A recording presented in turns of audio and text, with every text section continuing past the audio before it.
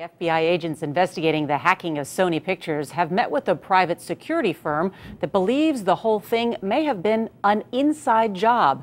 Their evidence points to former Sony employees, not North Korea. Here's Margaret Brennan.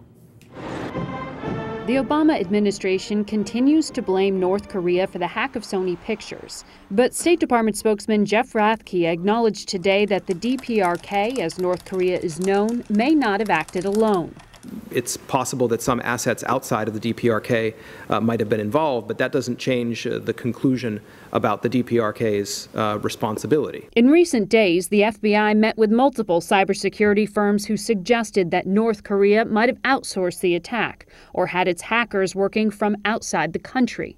Another firm, Norse, suggested the hackers might have had inside help. It pointed to a woman who calls herself Lena and claims to be connected with the Guardians of Peace, who took credit for the Sony hack. Norse believes she worked at Sony in Los Angeles for 10 years until leaving the company this past May. Norse's Kurt Stamberger spoke first with CBS News last week. We are very confident that this was not an attack masterminded by North Korea, and that insiders were key to the implementation and success of one of the most devastating attacks in history.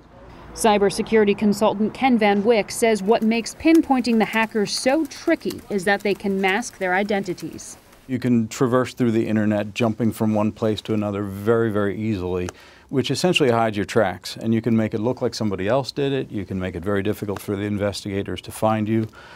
It's very easy for the attackers to not get found.